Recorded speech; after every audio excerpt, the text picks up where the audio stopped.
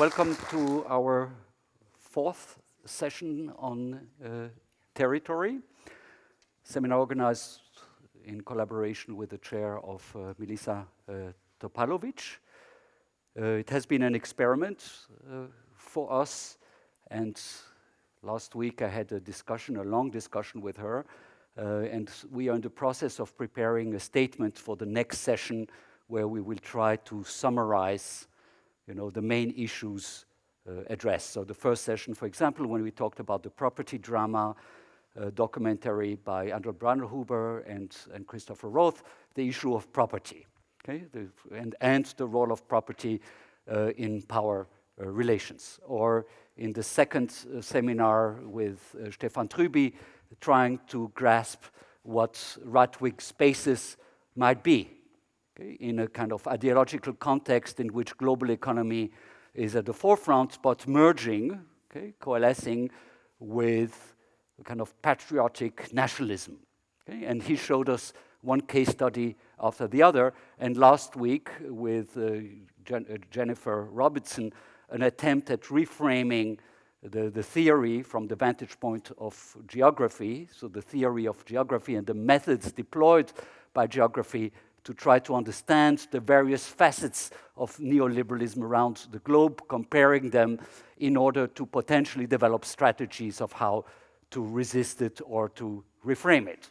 However, all the sessions, again and again, have confirmed that we're operating within a given dominant ideological framework, and nobody has managed to show a possible state of affair after neoliberalism.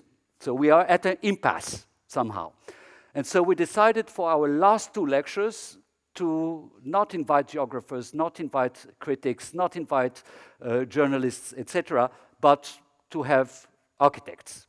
So today we have Andrés Jaque from Madrid and New York, who is going to show us in a 30-minute intervention his take on the subject matter, with Andreas Ruby from the Swiss Architecture Museum, SAM, as a respondent. And next week, our last guest, François Charbonnet from Geneva and recently also from Zürich, who will give the final presentation. Now, please note that the next lecture will be on the Hunkerberg, so in the main campus in E3. Okay, so not here. There is going to be some electrical installations made for the exam period. That doesn't affect you. It affects other departments. But the ETH has asked us to move out because they realize that this space has potential. Finally. Great. So, a few words on Andrés Jaque. He's founding member and director of the Office for Political Innovation. I think this is a great title for an office, not initials, but clearly a title as a manifesto. Okay, the name of the office as a manifesto. So a practice based, as I said, both in Madrid and New York, and a practice for grounding understandings of architecture as political instruments through the everyday, which I thought was quite exciting. So Andrés received a number of prestigious awards, such as the Silver Lion of the Venice Architecture Biennale 2014, and recently the Frederick Chrysler Prize for Architecture and the Arts in 2016. The work of the office not only radiates a kind of optimism, so this is what we read in your drawings. We thought, okay, rather than having this constantly depressing discourse on architecture, not showing a way out, we thought that your drawings were expressing some kind of optimism that might be very healthy. But however, besides this optimistic tendency or trajectory of the work, there are crucial and critical debates on architecture and for architecture as disciplines that are being foregrounded. In 2012, and this is how I know your work, the Museum of Modern Art in New York acquired his IKEA Disobedience project, I mean, interesting title. All the titles of your projects are fascinating. As the first architectural performance that MoMA basically acquired. Or to mention an example, the office presented Superpowers of 10 at the 2013 Lisbon Triennale, and in 2012, Hansel and Gretel's Arena at La Casa Encendida in Madrid. In 2015, the team unveiled a giant water purifying machine in the courtyard of MoMA PS1 in New York, and the list goes on. Okay, one more project, and we might see a few others. Here in his office are the initiators and authors of a number of publications, often related to architectural installations, including Phantom Mies as Rendered Society, or different kinds of water pouring into a swimming pool, and Eco-Ordinary Codes for Everyday Architectural Practices and Everyday Politics. His intervention today is entitled, and here's the poster, Transmaterial Politics, and Andrés Ruby, as mentioned, has agreed to join our discussion after the intervention. So please join me in welcoming Andrés Jaque. Well, Marc, thanks so much for this presentation and for the invitation. I'm super happy to be here and part of this amazing discussion, which I think is so relevant for architecture in these days and probably for society at large. I'm also very happy to have the chance to have a conversation with Andrés that we met a long time ago, and I've been following your work since I remember Suburbia. That was such a revelation, and then going on with all this amazing work that you've been doing. Okay, the name of my talk, as Marc was announcing, is Transmaterial Politics. And there's something that we've been doing in the last year, so since 2000, when we started to work a number of buildings, architectural devices, we prefer to call them, thinking of the role they play in making society, like the Placentia Clergy House, or This is IKEA Disobedience that Marc was mentioning, or the Tupper Homes, or the Rolling House for the Rolling Society, or the Sweet Parliament Home, or Frame from Home in the Venice Biennial that Sejima directed, or the House in Neverland that is also here, or the Scarab Box, or Hansel and Gretel arenas, or Cosmo, MoMA PS1. And now we're working on other projects like this house in Corpus Christi, in a tiny island in the lagoon of Corpus Christi, or this is a housing scheme or residential complex in Basby in Sweden, or this is a transformation of an existing building that we're doing very slowly, step by step, in Móstoles, with all sort of combined technologies, or this is a project for Bogota, for the Botanic Garden, that is basically making it possible to perceive a controversy.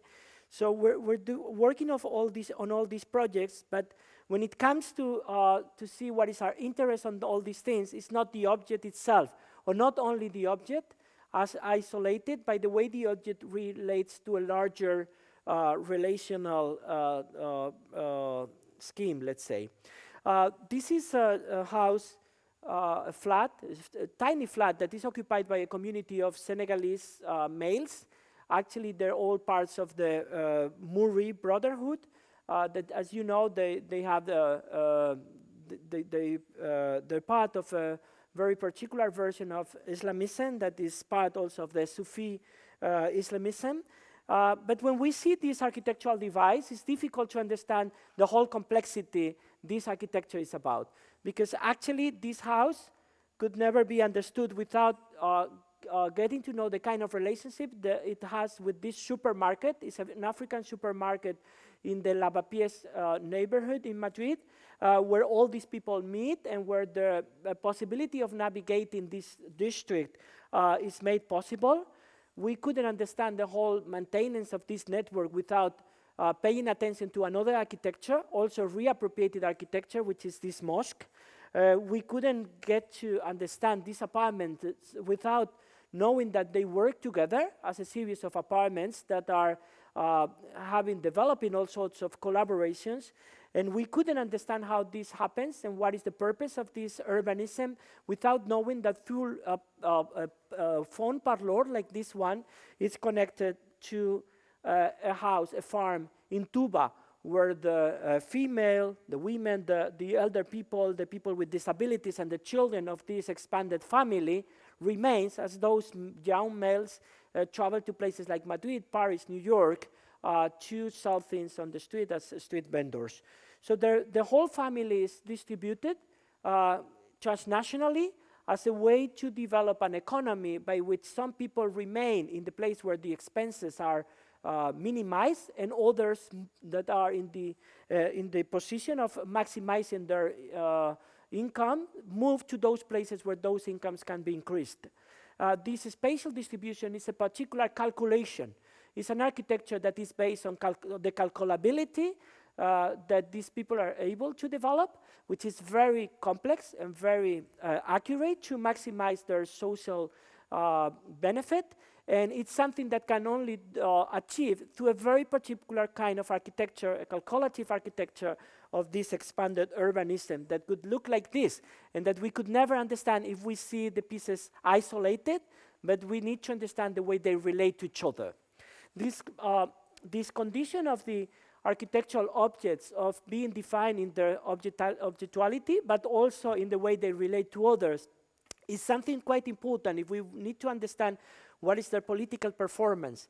Because within a number of traditions, within the traditions of the ANT or the STS, the studies of science and technology, or for many other perspectives, there's a whole understanding of technology as something that is society itself. That is what architecture can also do in a way, understand that we're not hosting, we're not producing boxes where society is accommodated, but we're composing or be part, contributing to compose society as constellations of elements that are easy to understand, isolated in themselves. This is what we've been exploring in the last 17 years, I guess, something like that. And we've been doing that, constructing all sorts of architectural devices, buildings and suits, for instance.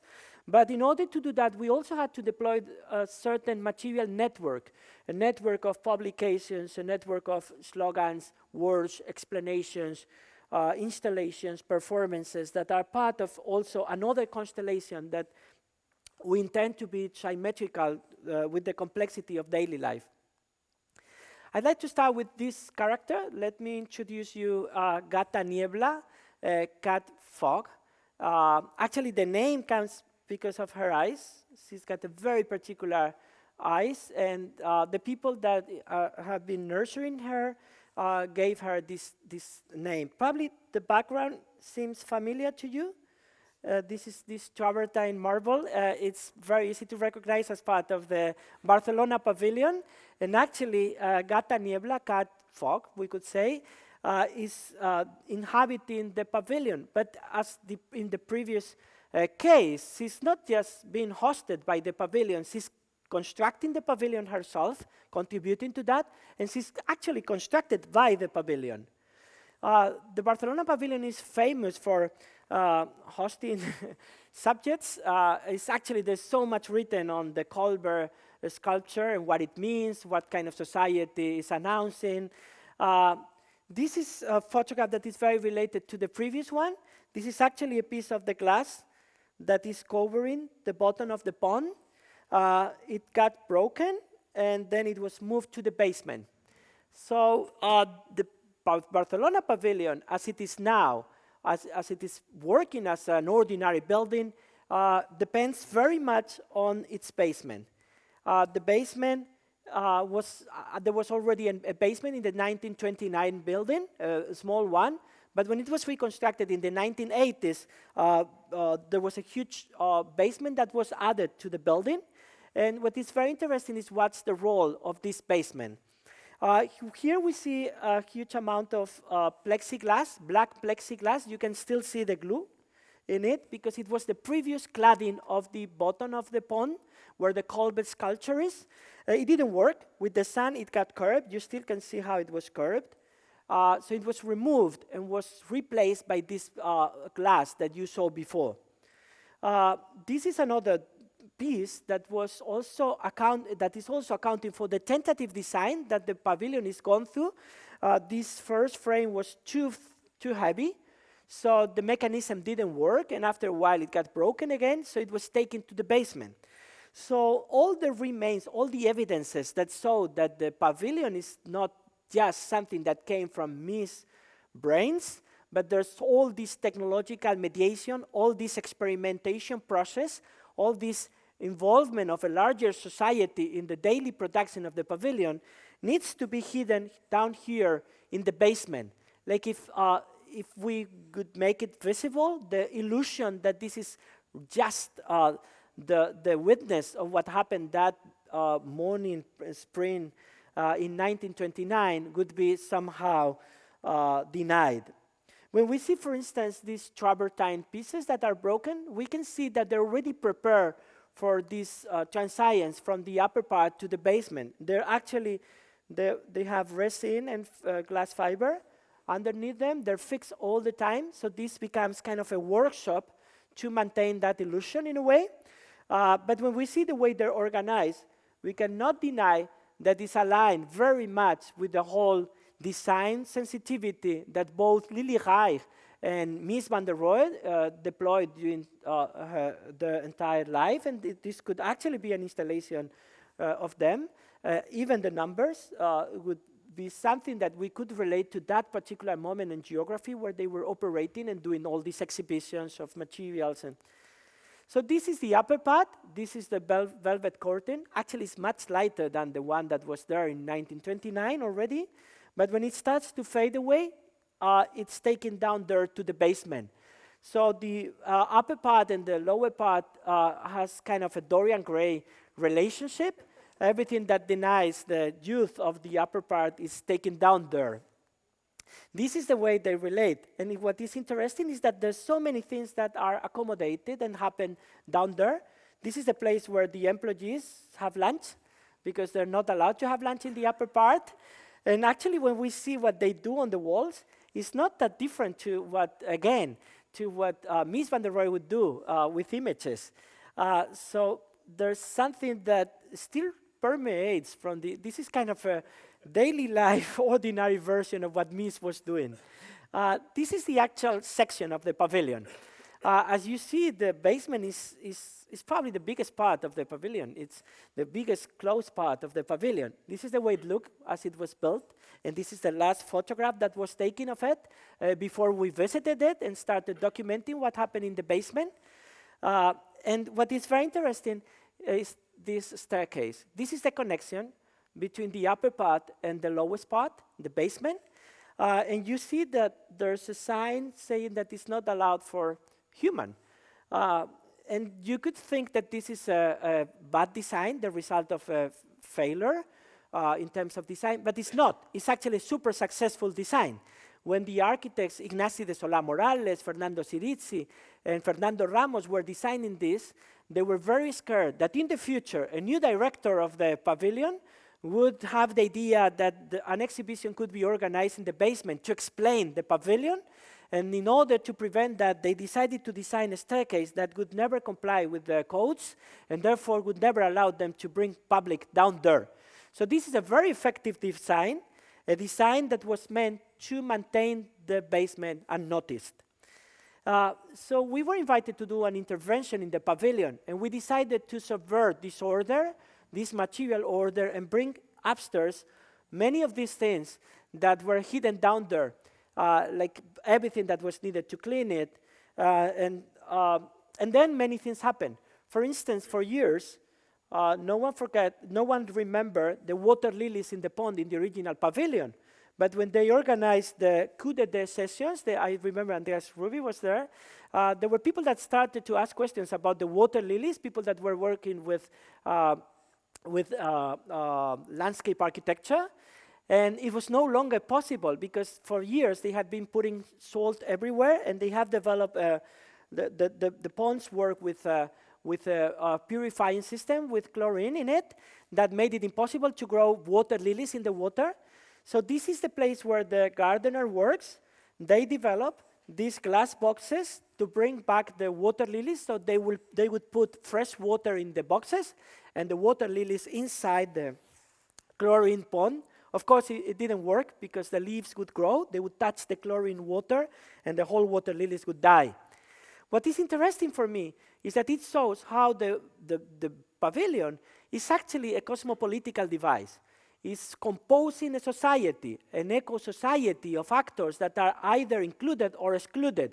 And the technology of the pavilion, the architecture of the pavilion, very intentionally, it's deciding, it's selecting what actors are part of it and what actors are excluded from it. Here you see the boxes as we brought them in, again, to the water. This is where Cat Niebla lives, in the basement. Actually, it's interesting to see how the accommodation of a being, of a symbolic being, requires probably less than the accommodation of a tiny cat like this that needs all these things to be part of the pavilion. When we see the eyes of Gata Niebla, it's very interesting that she was taken there to make sure that there were no rodents in the pavilion. So she would be living in the basement, and every day at night, she would be taken to the upper part for 1 hour to hunt mice. So the cosmopolitical composition of the pavilion would not include rodents. So she was actually a designing tool, a kind of living designing tool. What is interesting is, of sad in a way, is that by living in the basement, in the darkness of the basement, she developed atrophia macular, and basically she became blind. Whereas the miss-knowers, as we are blind to the basement, she became blind to miss. And this is, in a way, a subversive role, as many others that animals are playing here in the pavilion. For instance, for years, since its opening, these devices, these belts, have been used to subvert Miss intentions. So as you know, Miss van der Rohe and Lily Rai wanted the pavilion to be a little bit of a gateway to the pueblo español. So the publics could cross and would enter on one side and would leave in the back from the back of the building. But that is totally being reprogrammed with devices like this and gardening. So everyone now enters, all the human enter from one side and leave from the same place, subverting the very intention of Mies and Lily Reich. But there's something that happened, is that with the pavilion and many other constructions that happened in Montjuic became a very desirable place for people to have apartments. A number of high-end apartments were built since the 80s, and that brought cats like this that are fed by the inhabitants of these neighborhoods. And those cats are the ones that really move around easily, avoiding the belts and behaving like Mies would want human to use the building. The cats are the real users of the building, as Mies would want it to be used. Not only that, if we see this background, this green background that was already part of the first design by Mies van der Rohe, in order to recreate that in the replica, they had to build a garden behind it. The garden, because it's not used and it's not watched, became a place for gay cruising. So the pavilion also created, through this kind of design adjustments, another ecosystem of gay people using the park in a different way that was never intended probably by Mies or Lily Reich or the constructors. For us, this kind of cosmopolitical composition through design is what is interesting. Buildings are part of the production of societies. Societies are producing buildings. And these kind of two directions in which we're shaped, both individually and collectively by architecture, and we shape architecture, is the focus of our practice. This is the distribution of contemporary art places in Madrid. You see that they're basically in the places, the most expensive parts of the city. But this is the place where the most exciting areas or locations for creative groups are in the city. We thought that there was a possibility of doing something that would recombine this and would bring to a better marriage this. We created these movable devices to be placed in the square of one of the most central contemporary art centers to provide shade, but not only that, mainly we would equip them with projectors, with speakers, with movable furniture, with a number of things that would enable people to use them without being invited. So anyone could go there, plug in their computer and start doing whatever. And actually this whatever became very diverse. This is, for instance, a presentation of independent music labels that got together there and presented each of one their production. And this is, for instance, a guy throwing knives. So the huge diversity of things became very successful in a way, in certain ways. For instance, mixing people that were never convened by the center before. You see people, for instance, we were interviewing many of these people. These were people coming from the neighborhood. And there's people moving, coming from really far away. And they were together in this kind of non-curated program. Combining diversity has been a very big thing in architecture. There's a long tradition. This is Georgi Kepes from 1957, and the new landscape in art and science. What is very interesting for me is that this interscalarity, this combination of heterogeneous components, is what architecture, a part of architecture, has been dealing with. Frames have been always there. They have always been centering society and framing it as something in which inside, in the center, there's happiness, and out there is uncertainty. This is the way they were actually manufacturing these centers, these frames. It's not something that was casual. Centering and producing these frames was a big endeavor that came, of course, with, from cosmic view and from the whole idea of Kees Bucke and his partner, Cadbury. They were actually, they're here, Kees Bucke and Betty Cadbury. They're the authors, of course, of the universe in cosmic view, the universe in 40 jumps. That was the book in which, from which Powers of 10 was inspired, basically. But it's interesting that Kees Bucke and Betty Cadbury were doing that as a very particular social project and political project that was called Sociocracy. They were defending in democracy as it might be, a form of society that was based on the town of the company towns, like Betty's father hometown, company town, Cadbury Town, the chocolate factory that was producing this Bourneville village in the UK that was basically non-political. It was run by a company.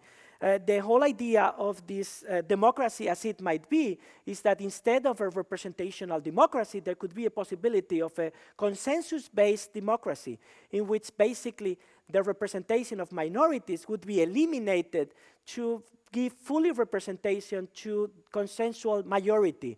Consensual majority would be more centered and would maximize the capacity for action, as Kees Bucke was announcing.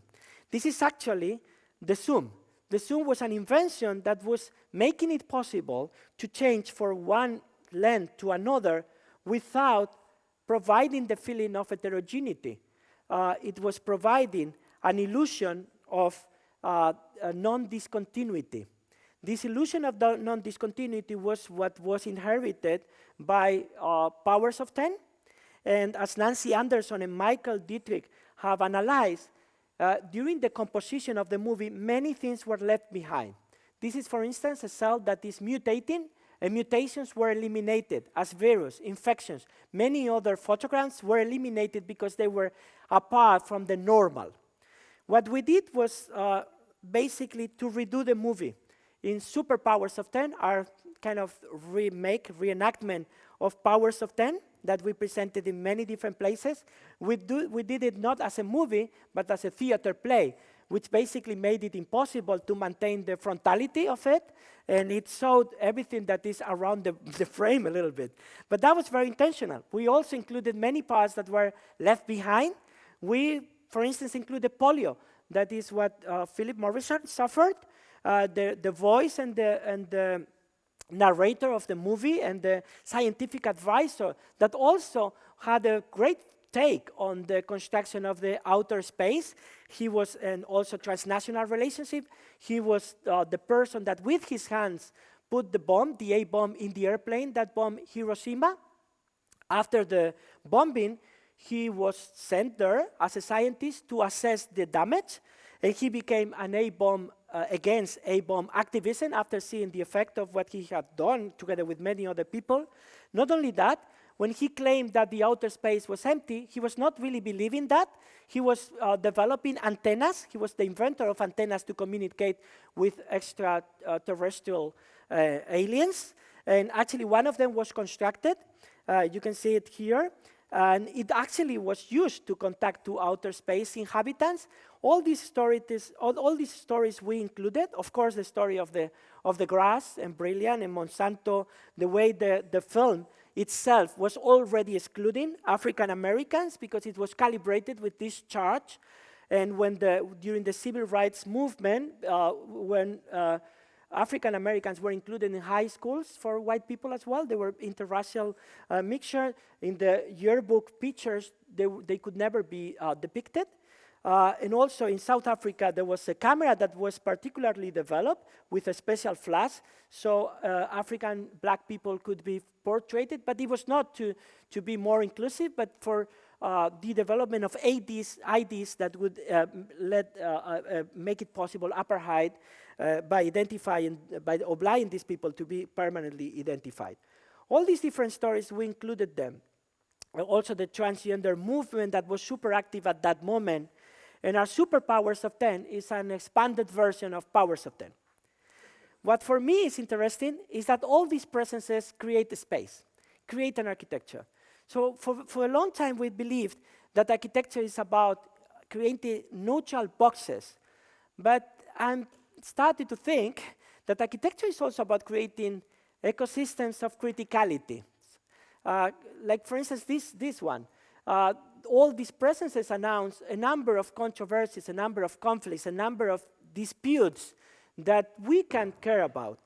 This is, for instance, when we presented Superpowers of 10 in ZKM, and after the presentation for a time, the installation was left there, so events could be organized and could be become the space where certain discussions would be installed in the community of Karlsruhe. This is Bruno Latour discussing modernity here, using the props to exemplify and to bring controversies that were never included in the tradition of modernity. So what is interesting for me is that architecture is no, from my point of view, an empty box, but it's a society that gets equipped with criticality. This is the 400, and this happens whether we want or not. The question is whether we're able to perceive it or not. For instance, this tower, the 432, is being perceived as a super neutral tower. It's super abstract. It's apparently just responding to technical issues. But when we see this rendering that was done by D-Box, the most expensive rendering company in the world now, what is interesting is the huge amount of efforts that were deployed in the sky. Actually, in the interior renderings, we also see this kind of bluish sunset in sky and the water, the clean water there. This is actually something that doesn't happen only in the renderings. It's something that the materiality of architecture is being very much invested on. This is actually the windows that is the most expensive part of the building as it was built. Actually, you can see that the windows cannot be open. And it's super important that they're not open because the kind of what they're hiding could be revealed. This is a little bit like another basement in the Barcelona Pavilion. The glasses are the most expensive component of the building. This is this Austrian glass that is polarizing the colors and is maximizing the blue color, as you can see here. This is something that is exaggerating the blueness of the sky. And that's why the windows cannot be open, because if you open, you could see the real sky without the filtering of this glass. But this is an interscalar design. The glass is part of a territorial design, and that's why I'm interested on the discussion that you're having here, because the tiny details of architecture are coordinated often with large-scale designs. Since the Bloomberg years, the pollution of New York is being sent away. It's been sent to places like Susquehanna Valley, where through fracking and through gas burning, the electricity that is consumed in New York is produced. So the sky of New York is much bluer because the sky of Susquehanna Valley is becoming gray. And this is what happens also in Susquehanna Valley. So whereas the Hudson River, the East River is becoming bluish and is close to become swimmable following Obama mandate, Susquehanna Valley's waters are being polluted, highly polluted with what is extracted from the drilling process. This is another rendering, a rendering of the fracking drilling in an area in Susquehanna Valley that is produced with super expensive technology by Covis for the platform. This is actually a secret rendering, a little bit like the basement of the Barcelona Pavilion, another underground architecture that is only revealed to those that are able to pay for this technology that is mainly the gas companies. We responded to that, or we tried to respond to that through a very particular architectural device, a device that is not meant to transform the way water is dealt with in New York, or at least not directly, but to transform the way that process is perceived. This is Cosmo. We won this competition, this yearly competition in the PS1, and it's meant to bring back toxicity to the city, to the actual location where images like the ones that we were seeing before are produced in the first place. Cosmo is a device that is meant to produce a debate, to raise debate. These are the distribution of the water treatment plants in New York City. This is the way Newton Creek wastewater treatment plant looks in the advertisements of both the municipality and the architects who designed it. But this is actually the way it looks when you get closer. It's a fenced, secure facility, very distant from any other use of the city. Actually, there's a big reservoir of land around it. It's protected, so no terrorist attack could damage it. As opposed to that, we were proposing to bring toxicity back to the courtyard of the PS1, kind of a window or a storefront. This brought, of course, the need of putting together a huge community, a little bit like the basement of the Barcelona Pavilion is convening people. And Cosmo takes water directly from the sewage system, and it reclaims it by making it circulate from a series of ecosystems. Artificially produced ecosystems that make it possible to compatibilize human life with the transformation of the water.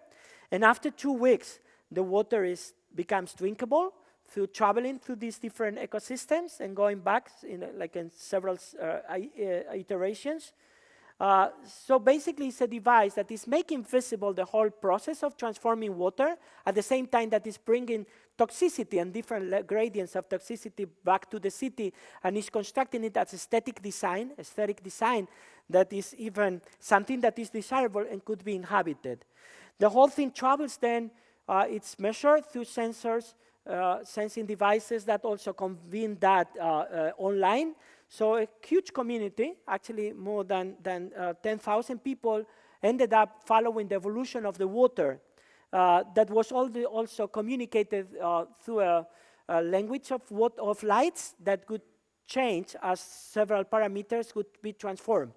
So in a way, this architecture is also a constellation, similar or composed in similar ways than the Murid community, of course different, but also expanding in different technologies and locations.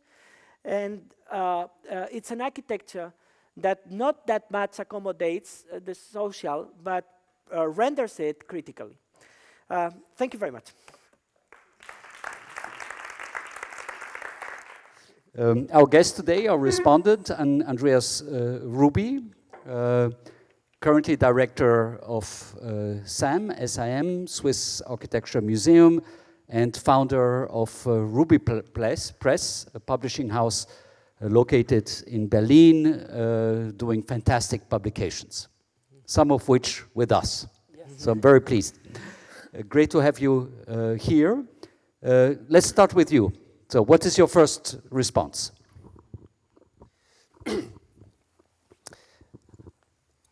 It seems clear from the presentation, also from the work that I know, that you are one of the few architects operating today with a political ambition.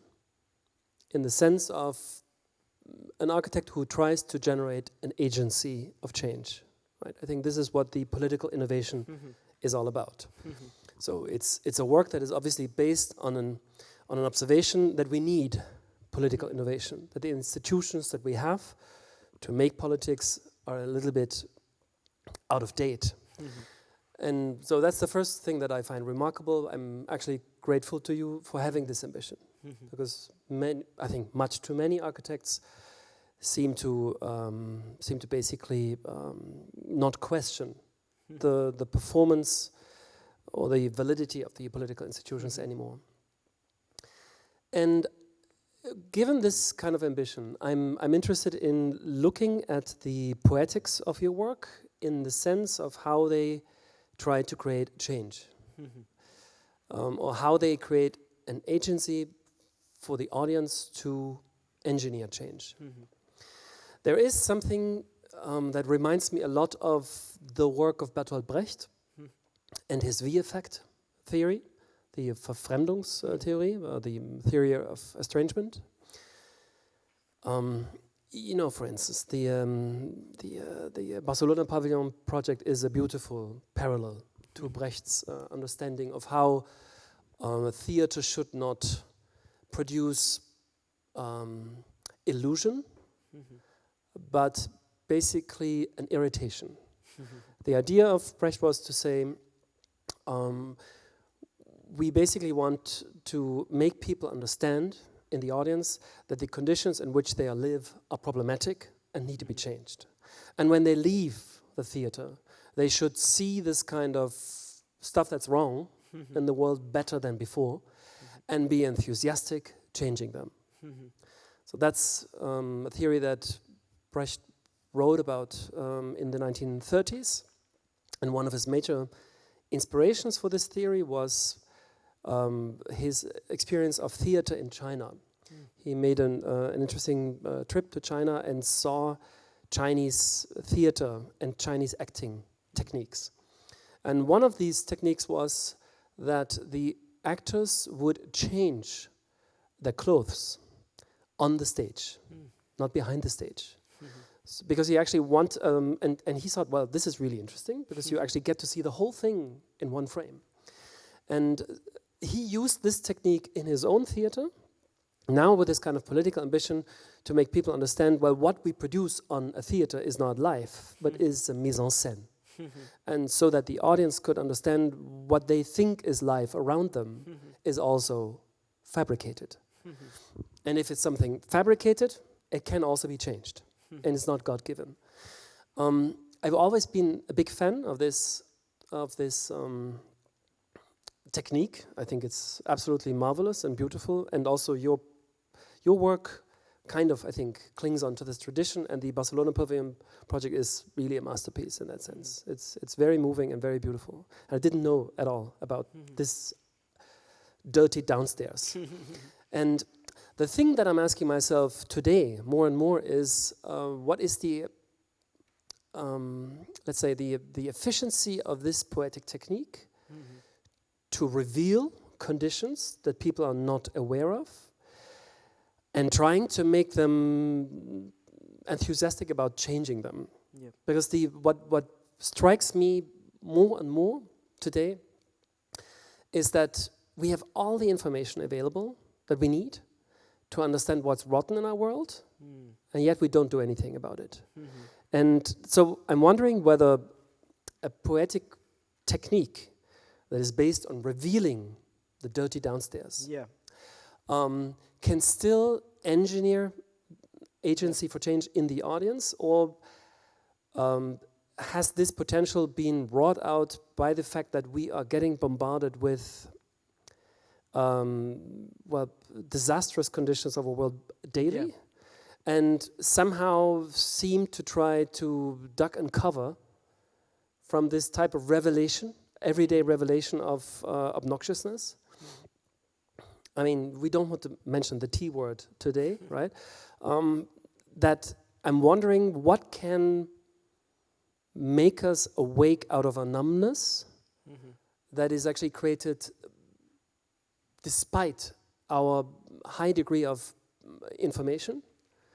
So in other words, is there a possibility, do you think, to repower the project of enlightenment, which was exactly based on this notion that through more knowledge, we will be empowered to change our surroundings. Yep. Right now, I'm skeptic that this actually still works. I think Kant would go bananas in our world. And I'm wondering how you see this. Yeah.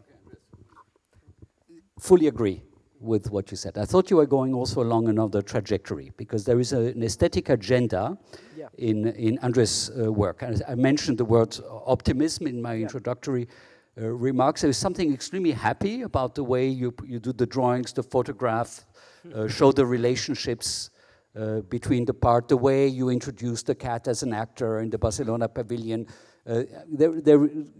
I mean, definitely there is, in order to understand architecture as a device for change, and in order to apply the Brechtian technique to reveal what is at stake in order to promote change, there is, however, a position of architecture on your part that I think is going like a red thread through your entire work. So you have two questions here. Yeah, and they're very related, the two of them. Can you move the microphone closer? Oh, sorry. Where's the microphone? Here? Much better? Better? Yeah? Okay. Yeah, the two questions are very related from my point of view, because I totally agree. Like, we're in a situation in which basically we have to find a way for architecture to be effective in transforming the course of certain realities, let's put it this way. And the role of aesthetics is crucial here. When we're working on these things, our intention is not to do a kind of to complain or to present things in a way that we can understand the evil that they contain, but to provide an alternative ecosystem, to move into reorganization, rearticulation of the way the components of an evil reality relate to each other. So if you think, for instance, of the case of New York and the way it deals with waste and with, basically it's operating at a scale that becomes invisible. But we can provide a different space to inhabit, in which the relationship between kind of luxury and toxicity can be altered. We can provide an experience in which basically toxicity remains in the place that is desirable to inhabit. And architecture can do that through kind of disciplinary tools. We can invent something that looks like a garden that is pleasant, that is composed in colors that somehow create a playful atmosphere that is not perceived as severe, and it's something that somehow could attract people to be part of a very different order of things.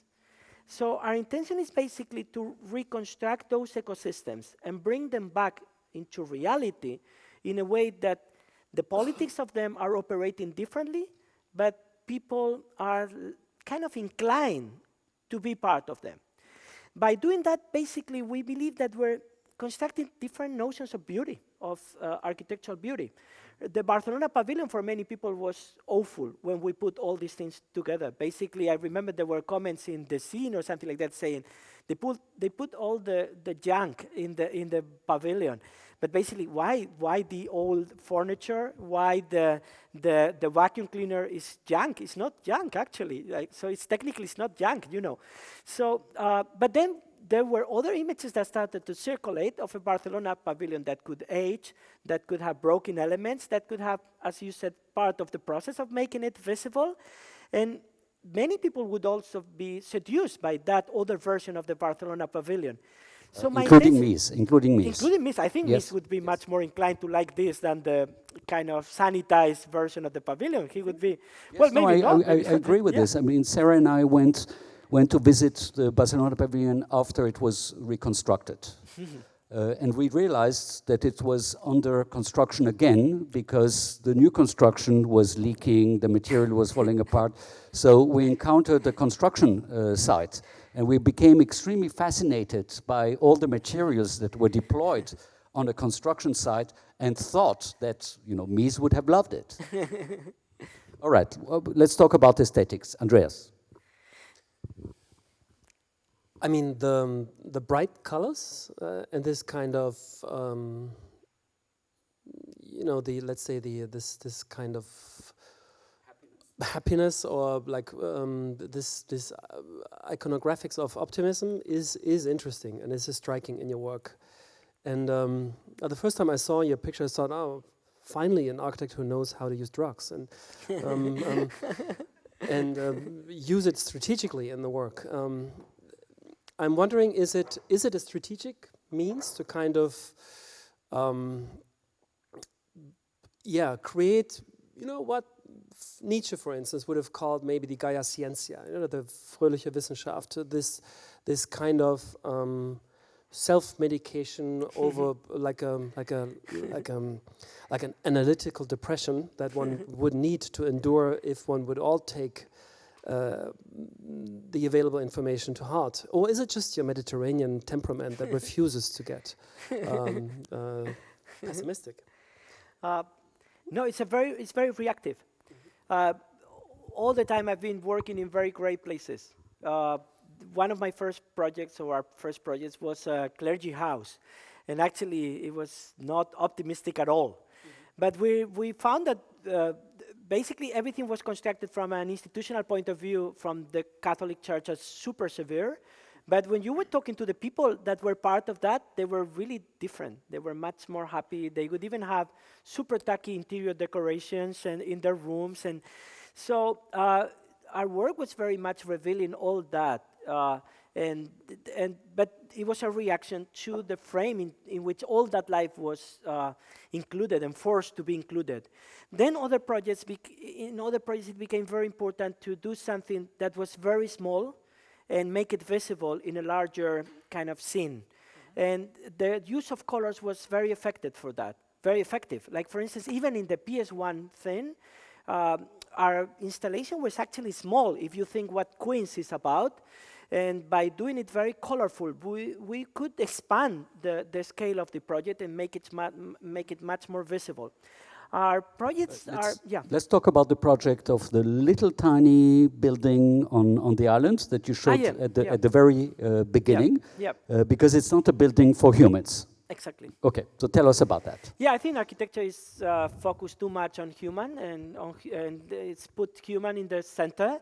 But there's two concerns basically from my side on that. Basically that human depend on many other existences. So by focusing too much on human, basically we lost the human dimension, and which also depends on ecosystems, water, many other things, genes, seeds. The second thing is that there's a long tradition of architecture that is not dealing with human, that is dealing with animals, with landscape, with ecosystems. In that case, a house that we call island house, the commission was very clear on this, because it's a house that was built in an island where there's only this house, and the island is totally endangered because of the climate change in many different ways. The acidity of the water, the raising of the water, it's really damaging the island, and the only element that is preserving it is the vegetation that still remains there, but the dryness of the summers are making it disappear.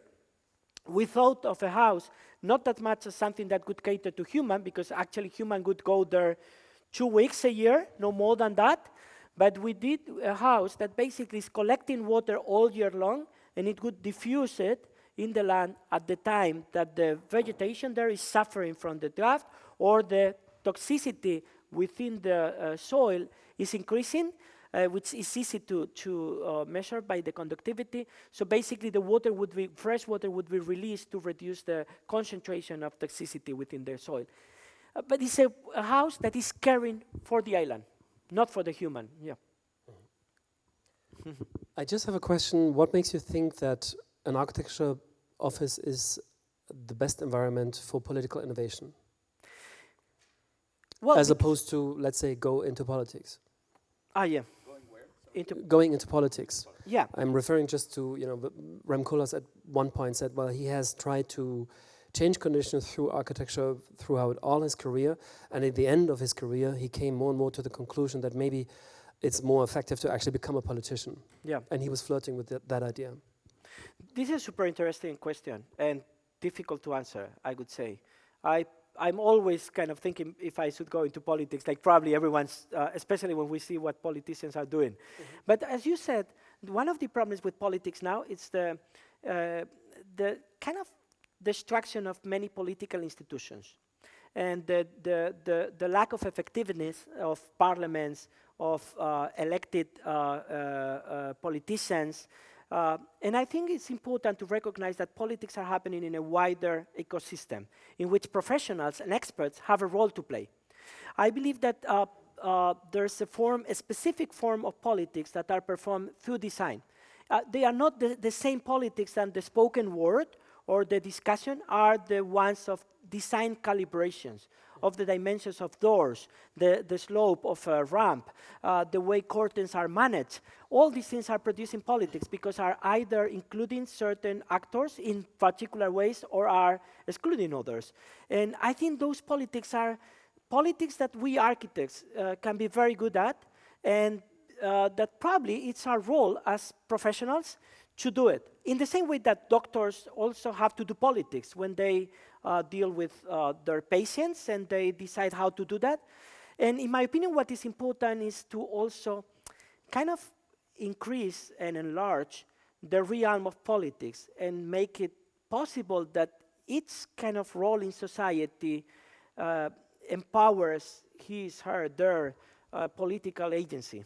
Could you just give an example, maybe from the history of architecture, where you have the feeling there was an interesting political but kind of force encapsulated by design that actually changed the course of design? Yeah. Very, very easy. One that is under discussion now is the gender-neutral bathrooms. It's a very direct thing that is through design intervening in an ongoing conversation. But we could go on the whole inclusion of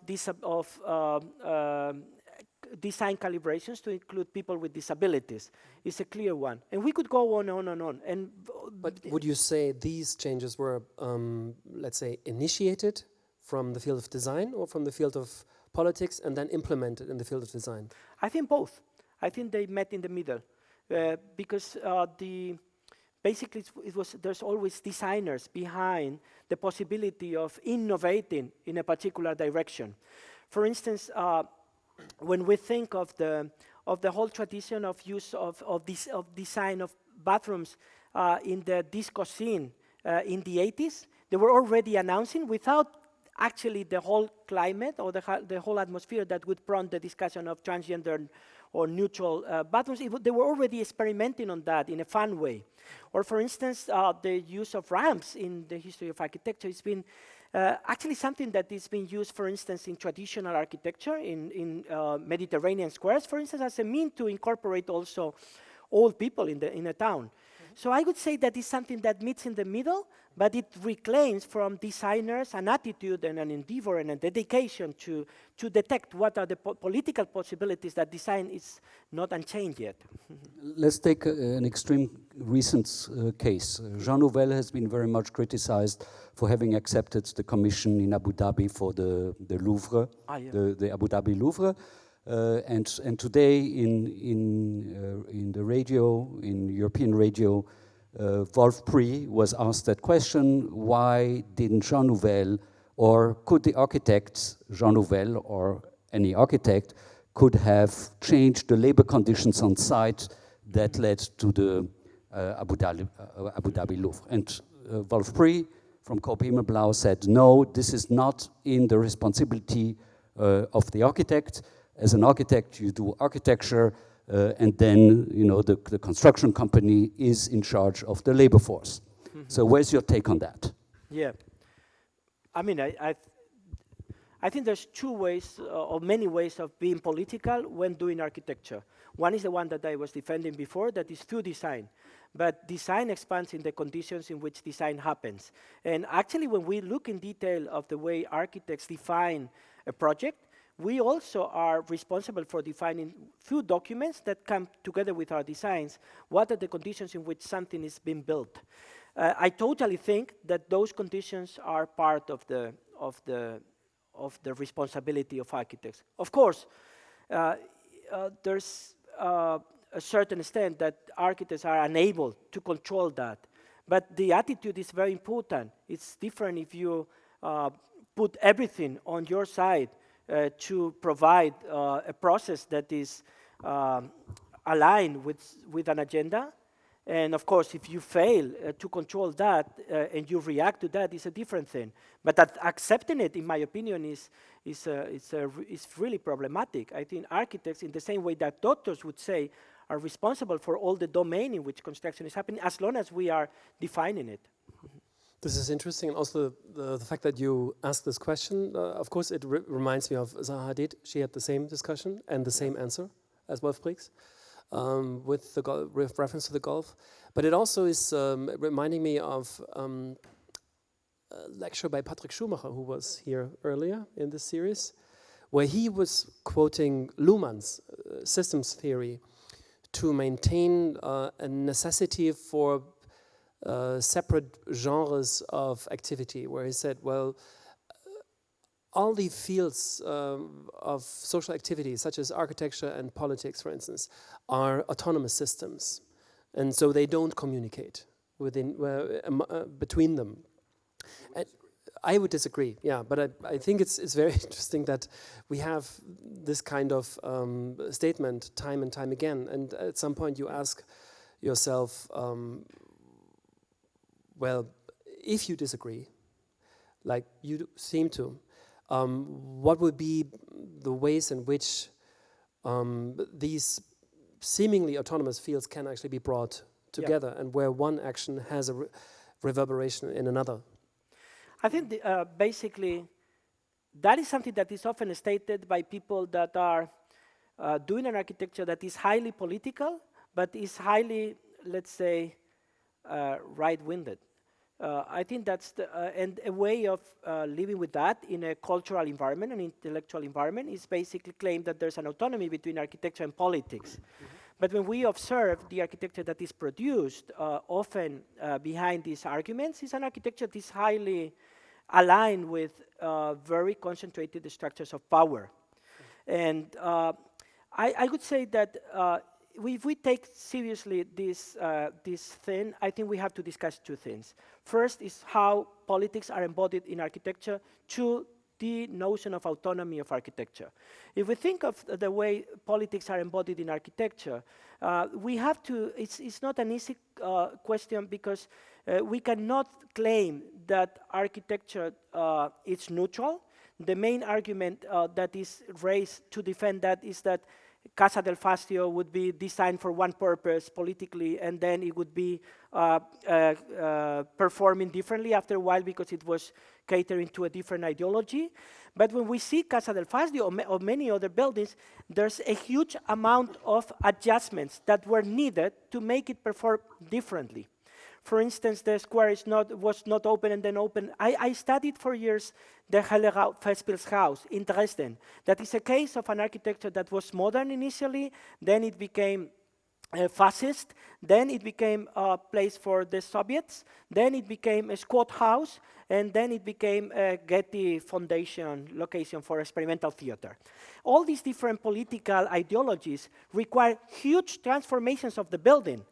Total transformations. You can imagine that it had nothing to do to be a military building, to be a squat house. And they were transforming it. They would build walls. They would open windows. They would break things. They would put murals on the walls. So in each different step, there was a transformation that was needed.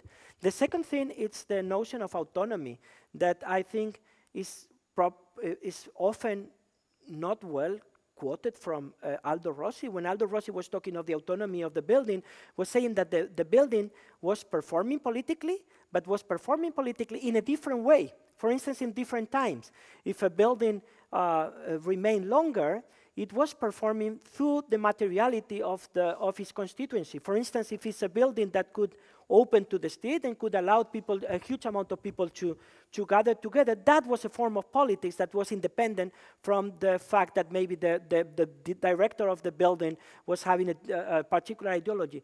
But this is not the reading of the autonomy of the architecture that afterwards happened, and that is very intentional.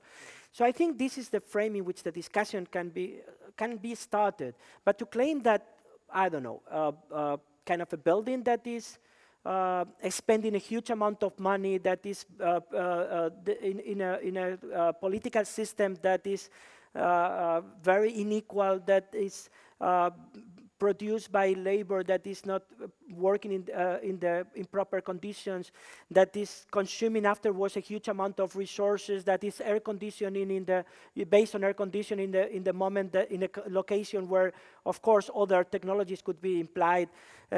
I think that basically it's avoiding to talk of the political performance of that building. Yeah. The case of Aldo Rossi is extremely interesting because Aldo Rossi was a very political man. He understood architecture as a political device, I mean, as you do. However, his writings and his position was appropriated also partially by this school in order to promote an entirely different agenda. Yeah, exactly. So let's open to questions. Who wants to launch? Okay, there is one on the second row. Hello. Maybe they have asked you this before, but which come first, the political discourse that influenced the architecture, or the architecture that raises political awareness? I think they come at this. They help each other developing. For me, there's different forms of politics that are happening in our societies. The ones that I'm interested on are the ones that I'm talking about are material politics, are politics that are done through design, through the way technology, and by technology I have a very broad understanding. A staircase is technology for me, or a wall is in the use I do of this term. But basically I believe that our societies are mediated through material devices, and those devices are making it possible that certain situations and social compositions are more likely and others are less likely.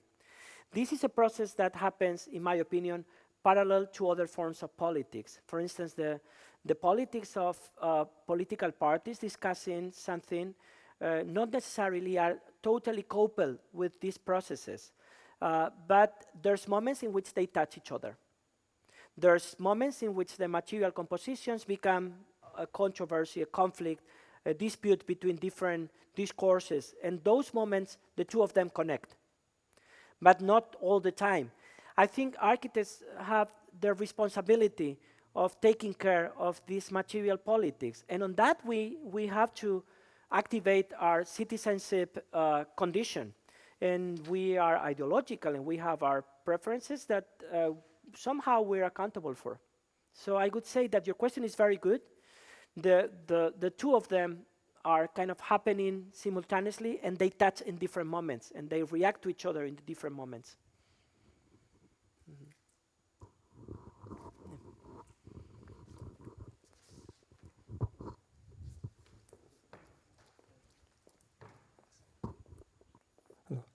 Hello. Thanks for the presentation. Is it better now? Okay, so what struck me was this aestheticization of these kind of problematics, right? There is also this field of urban political ecology, and they try to talk about the urban uncanny. For example, if there's like oil spill somewhere, and it kind of just breaks our amnesia, selective amnesia about like, okay, where is the oil coming from? How is it coming to us? Like, you know. So it kind of through this problematization, which is not just aesthetic but rather environmental, which is affecting us directly, it kind of really embarks us on another thing that we try to do something about it. Yeah. I feel that in an aesthetic approach, we see that, okay, yeah, it's super aesthetic, but for example, like I'm just like kind of just trying to project this on the Barcelona Pavilion example. Like, could you have taken these things that you found in the basement and put them, for example, at the entrance and not let people walk inside, you know, or something like this? Then it kind of becomes really problematic, and then you want to do something about it. Because right now I felt it was a bit like kind of keeping it at a very aesthetic level, saying that, okay, you know, I found all these things in the basement and they are super nice and, you know, they look very nice as a composition, but did like it provoke something in the observer, or did it really create a political debate around it? Yeah. That's my question. Yeah, there's two questions here. I think that your comment is, your commentary, I would say, is very important. The notion of aesthetics that I like in a way, or I feel is more important for me, it's to think of aesthetics not as something of a style, not as something that is about the personal language or something like that, but an extension of your senses, collective senses, let's say. Like, what is the way that the reality can be rendered in a way that is felt, that is sensed by a collective? When you're talking of, for instance, those situations like an oil spill or many of these environmental catastrophes, some of them are very visible. Like Sandy, for instance, was super visible with these images of New York in the dark. But others are very slow and difficult to sense. What interests me about fracking, or what I'm working now on fracking a lot, and what is interesting for me, or why I want to work about fracking, is because it's invisible. And my question is, what is the way that we could develop an architecture, an aesthetic approach to fracking that would enable to sense what's going on there? And which in this case is about fairness, because there's people that through technology can sense what's going on there, but it's very limited, and they are the ones that are working for the gas companies. So this is my notion of aesthetics, or at least the one I want to work with. In the case of the Barcelona Pavilion, I totally agree with you. What is that we wanted to be sensed? We wanted to be sensed that the Barcelona Pavilion is not about Miss only. It's a collective construction. It's the cleaning ladies, or the factory that provides the velvet and all that extension. It's important when we think of architecture. The Barcelona Pavilion, in a way, it's instrumental to this discussion, because let's say that it works quite well in itself, you know. But we can use it. It's instrumental because if we do something there, it's a big speaker. So it will change, or it will contribute a little bit to change the notion of architecture and to move from this idea of an iconic image to one in which we can start thinking of the whole social construction around maintaining and doing a building. Our intention is precisely to respond to things like what we were discussing before, the idea that labor has nothing to do with architecture. Because when we put the vacuum cleaner, immediately you have to say, oh wow, there's someone that is vacuum cleaning the Barcelona Pavilion? Did you know that the Barcelona Pavilion needs to be vacuum cleaned every day? Did you know that? As a Swiss, normally, yes. Yes, okay. That's crucial, because that is why, because it has holes, the travertine keeps open, it's not closed. It's very beautiful like that, but then it means that someone needs to vacuum clean it, because otherwise if the water gets in, it will damage in the long run the travertine. So that's something that, well, we don't know if we want that or not, but it has an implication that is not discussed. Maybe there's something like 1,000 books published on the Barcelona Pavilion. There's not even one that is discussing the holes and the fact that it needs to be vacuum cleaned. Not even one. So it's only the photograph of Jeff Walls, of this guy, the first one that made a tiny reference to the maintenance of the building. So my intention is to use aesthetics there to raise a discussion at large in architecture. Yeah, I would like to amplify this point. In Nitin, you mentioned, hi by the way, you described this aesthetical approach as something that is purely aesthetical. And I think actually, especially in this project, For me, this shows a notion of aesthetics that is actually political, in the sense that it's this building is so heavily aestheticized in the way it has been built and then broadcasted, that I think it's really, really healthy to actually understand this is not just a 3D image, but it's actually a living environment that needs to be maintained. So in the sense, I think for me, I could actually imagine that this project pissed off a lot of people because it destroyed this kind of purity of this mise en scène of this building.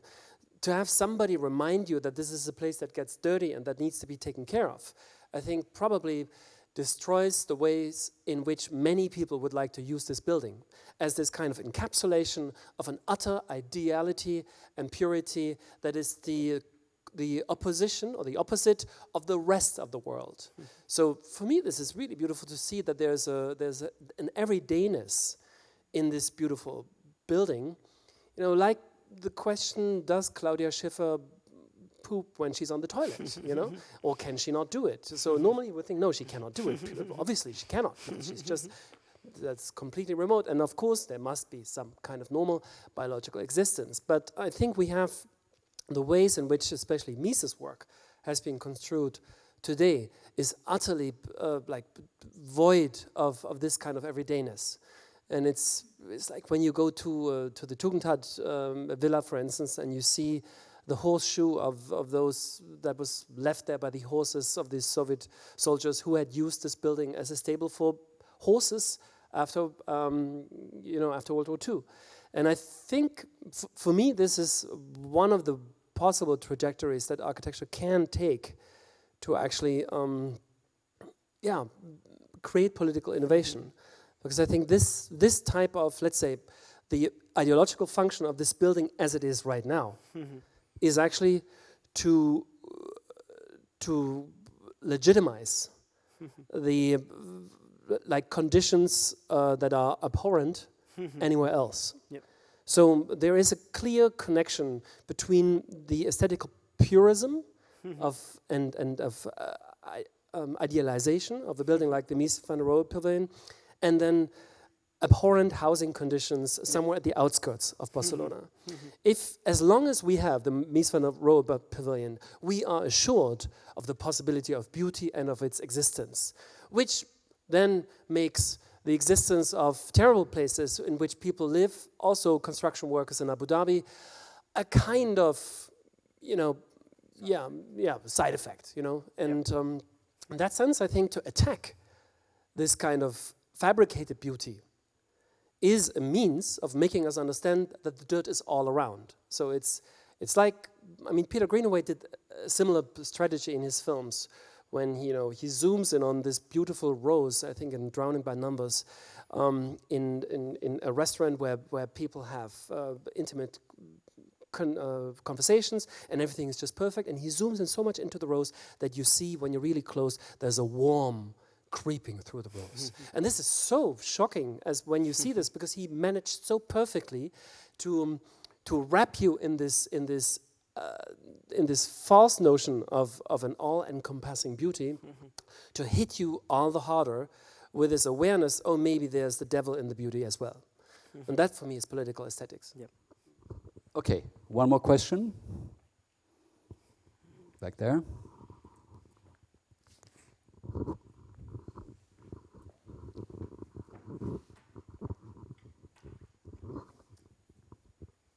So the role of digital formats and coexisting, the role of digital formats and devices and coexisting with urban aesthetics and the representation such as framing is a recurring theme in your work. So my question is, in what ways could these digitalization and renderings of spaces redefine our understanding of authenticity, value, and permanence? And how could these new formats contribute to the greater benefits of our society? Yeah.